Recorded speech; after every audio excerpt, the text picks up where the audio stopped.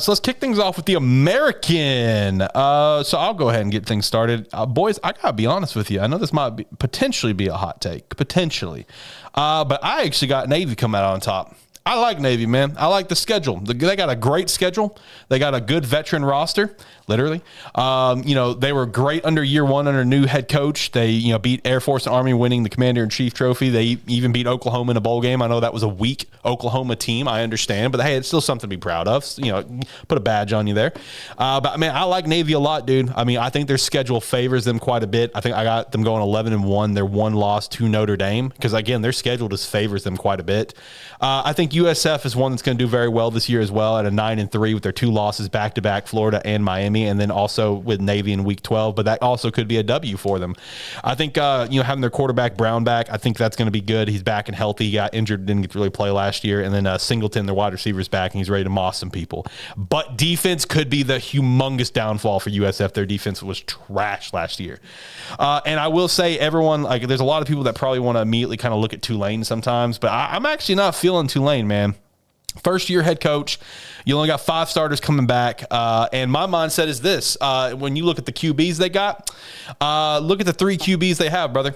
The one of them is from Ball State. Who cares about Ball State? One of them is from Illinois. Okay, great. So you're talking about the state that has an NFL team that's never had a 4,000-yard passer? That's promising.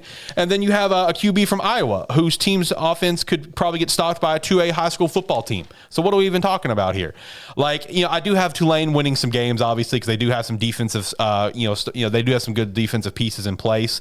But I got them going maybe an 8-4. I got them currently at 9-3, but that 9-3 could slip down quite a bit. I mean, you could walk away with 6 or 7 games this year for Tulane. Ricky, how are you feeling on the American? Do you hate my takes? Do you love my takes? And what's yours? No, I mean, no. I definitely respect your take, especially on Tulane, because you are right.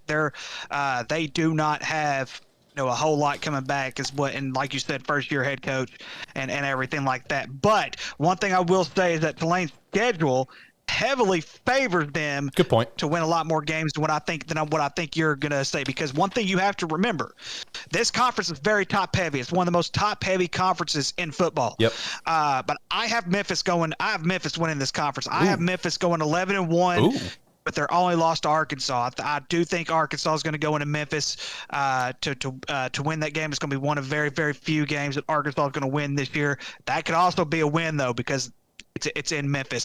But I think South Florida I have South Florida losing 1 game in conference. I have them starting 0-3. I think South Florida is still going to be much improved, but they are going to lose to Boise State. I know Boise State lost probably the best running back, one of the best running backs we've seen in years, in Ashton Jeanty, which I think he is going to be a terrific NFL player.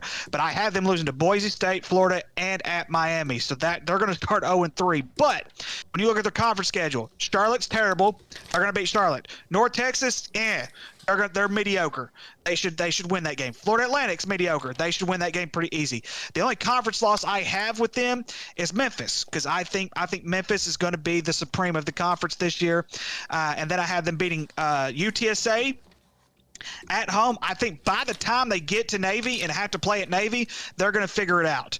And so I do have them getting second in the conference. But I do see what you see with Navy, with the only exception is I don't know if they can get over that 8-9 win mark, which is what they're used to.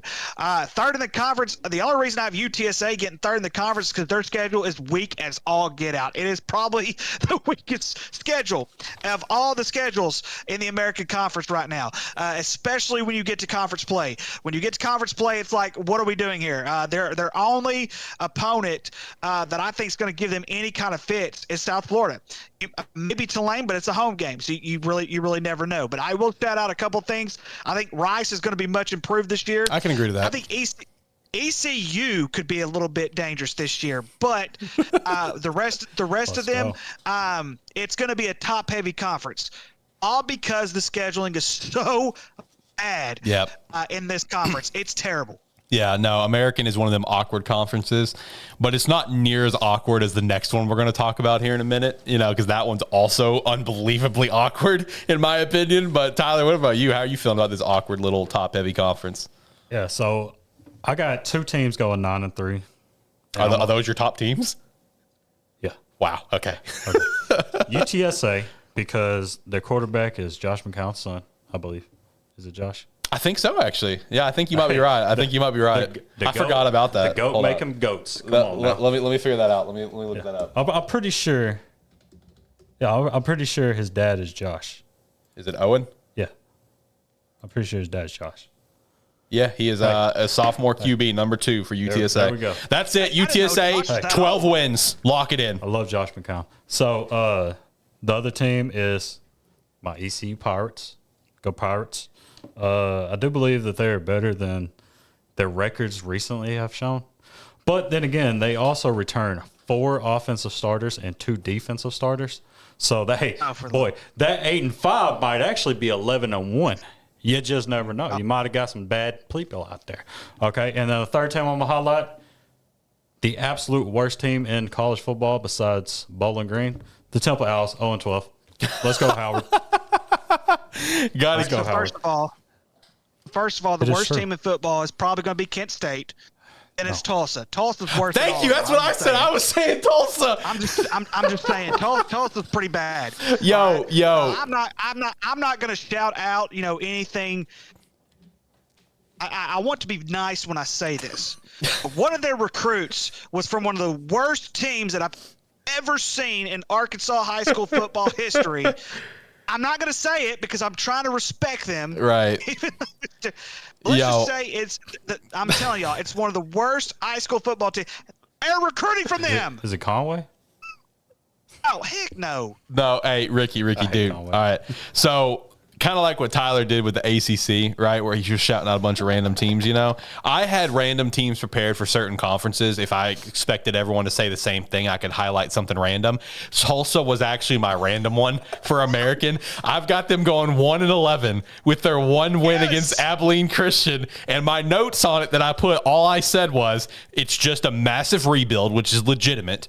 But then I also said they named themselves the Golden Hurricane in a state that doesn't get hurricanes. They have a better chance of getting a hurricane from a local lake than winning 2 games this year. Facts. That's deep. Hey, I have Abilene Christian beating them. Oh, so 0-12. Here we go. Hey, also shout out, dude. I pulled up Owen, his stats last year. So he started all 13 games. They only went 7-6, but he threw for over 3,400 yards, 25 tuds to 10 INTs. So I'm just saying, could ramp it up this year. Could ramp it up. Shout out to Owen McCown. Shout out to that. I also forgot Josh McCown was a Minnesota Vikings quarterback coach. Didn't know that. Now I know. He was still in high school. I didn't even know Josh McCown was old enough to have a kid in college. I'm just saying. Look, brother, that's our life right now. Okay. That's our life right now is we find that out and it just, let's not talk about it.